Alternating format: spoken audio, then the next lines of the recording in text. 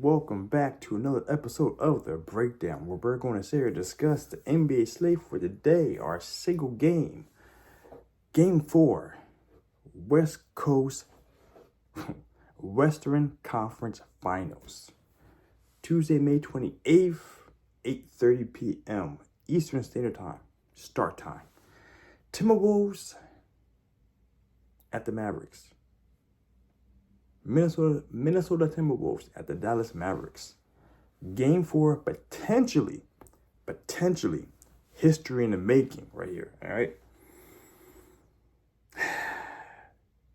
So that kind of actually leads to another bit of motivation, extra motivation. So I'm actually kind of curious how the things play out.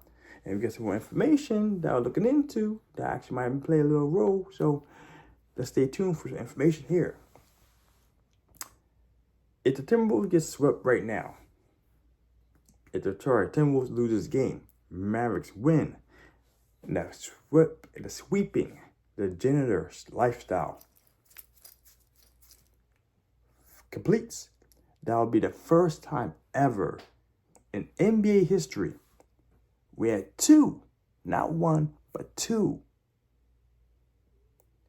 NBA teams who got swept in the conference finals. You think about that. Timberwolves, first time back in the conference finals in 20 years, was it? 20 years? 20 years. And they come here to make history in the most negative way possible. I don't know about you, but I think I'll be feeling extra antsy to not have my team be part of that history making. So with that being said, I'm actually extra feeling the ability of the Minnesota Timberwolves to actually come through and keep my future bet parlay still alive. not parlay. Future bet for the Western Conference Finals for the Minnesota win alive. Very, very, very unlikely. But it might give me a chance to cash out a little something better than like 84 cents or whatever the fuck it is at now. Something low. Something that I better just leave it in and see what happens, you know? But these low odds. Let me double check sure it's accurate. Because right now it is 10:40 Eastern Standard Time in the morning. Let's see what these lines look like.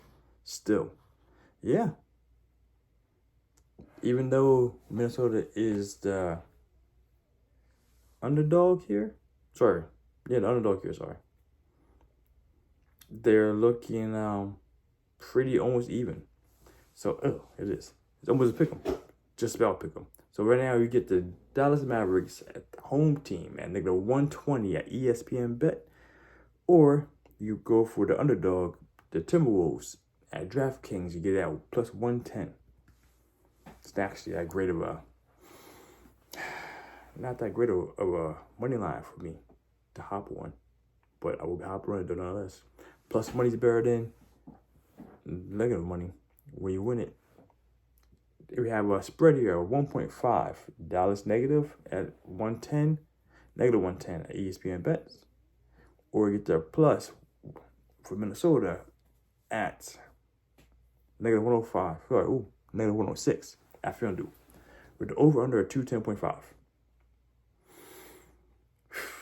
The over-under is still very spotty. Because it's just a little... it's like they have hit this, 10 times. Yeah, perfect. Right in the middle. A little coin flip. 50-50. Both these teams combined have hit this. But the last 3 games with these teams together, they both had been over 210.5. If it's a sweep, it's going to be under. Probably. But these Timberwolves, how motivated are they? Because I didn't get to the key point in a second. I'm going to get to in that second. You know what I'm saying? 210.5.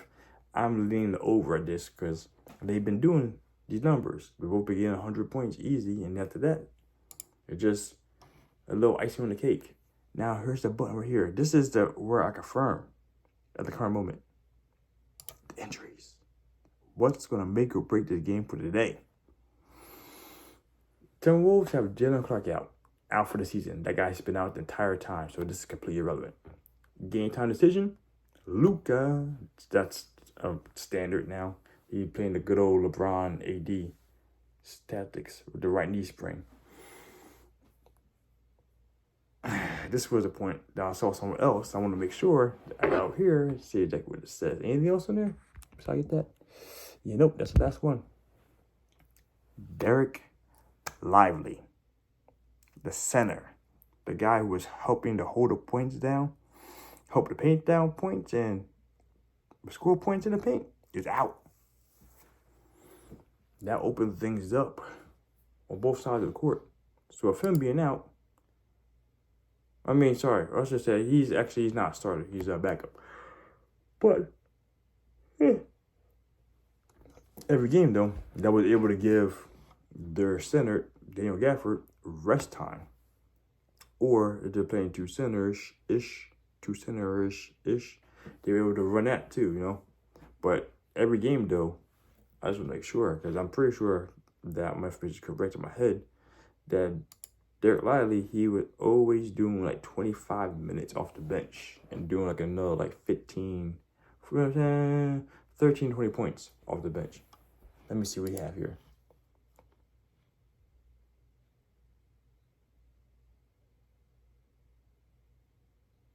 So I had a random coupon here. I don't want to click off it, but I gotta click off it right now. Dude, is odd. I just did something. That's irrelevant. Now, what is this talking about? My boy Derek Lively. Oh no, they won't show me him because he's not in the game. Oh man, I gotta do the old-fashioned way. Show me where he at. Whoa, whoa, whoa. So like I was saying, I need to, because I would verify this information because I know for a fact he's doing about 25 minutes, give or take, maybe 28. Let me see the boy at. Where my dog's at. Kyrie, Luka, not there. Roster. Oh man. I can't wait to fix my computer a little bit. So it can move a little faster, do these screens, you know what I'm saying? Get some more RAM in my bad boy. Get the RAM in the computer, and all the good job and jazz, you know what I'm saying? Where the boy at? Where the boy at? Why am I struggling to find this guy on the screen? Because here he is. Oh no, he's not there. Boom, there he is. 7'1", 230 pounds. Goodness. Derek Lively. Why he's so beastly? No wonder cats have issues down there. I knew he's tall, but yeah, I didn't know how tall. All right, so like I was saying, he was averaging, getting a lob, the dunky dunks, you know what I'm saying?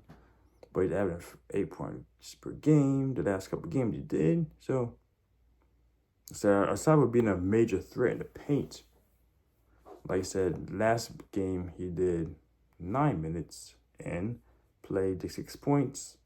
Just 3 rebounds, just something light. But the game before that, though, 27 minutes. That's what I was saying. 14 points, 9 rebounds. In the game for that, 27 minutes, 9 points, 11 rebounds. So like I said, his presence is definitely being felt, and he's actually one of the guys that stop him AE from being able to score much in the paint. So with him being off the table, that opens up the possibility for them to score more points in the paint. Because I said the past couple games, I just said about points in the paint, there's been slowly shifting off of Mavericks being the highest point scorers. They went from 24-point difference to 12-point difference to 10-point difference in regards to Timberwolves taking the lead. This is them all being there. Now with Derek Lively out, that should account for more points in the paint. Down low, more rebounds are being given or being gotten from the Timberwolves side as well. So that changes some things.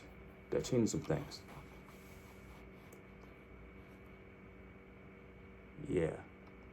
So, like I said, so with these With these powers combined, Derek Lively out on one guy having one of the defenders in the paint, the guy getting the rebound, stopping him from doing a lot of action offensively, defensively, not going to be there. The horrible history-setting ability of having the first time in 20 years of being back in the conference finals and actually being swept out and being the first two teams with the Pacers to be the double sweep in the history of NBA. Those two powers combined, along with the sweeper, just sweep by itself, and blah, blah, blah, you know what I'm saying? I feel that these Mavericks are going to actually show up and take this game back home. I feel it's going to be at least a game 5. Because I don't know about you, but if I was AE, I'd be yelling all the way, yo, we ain't trying to get swept here, dog. We are not trying to get this work and be branded right there. Double losers. I think they can't do that. I don't think they can do that. So, like I said, Dallas Mavericks have been showing consistency. They have adjusted and made better movements for playing against Timberwolves. But like I said, with one of the pieces out, that might make a huge difference.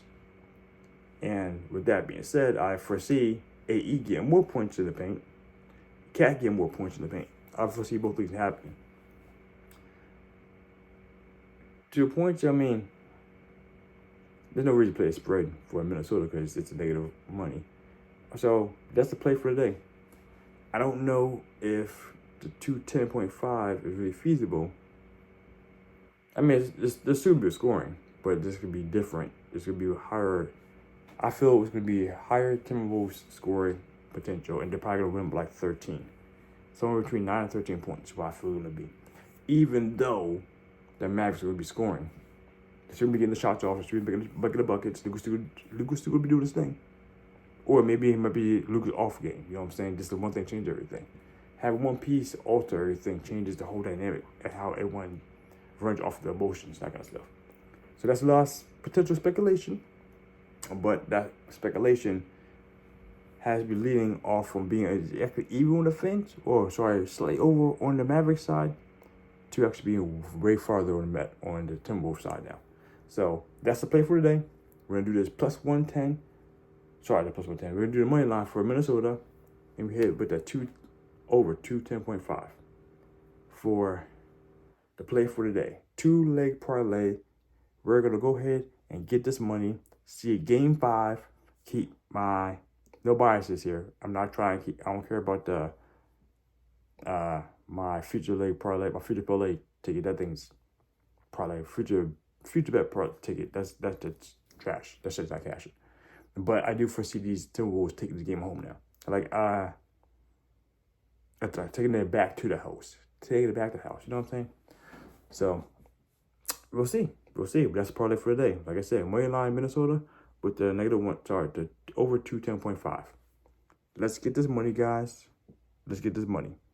Happy gambling grinders. Make a wish. Out.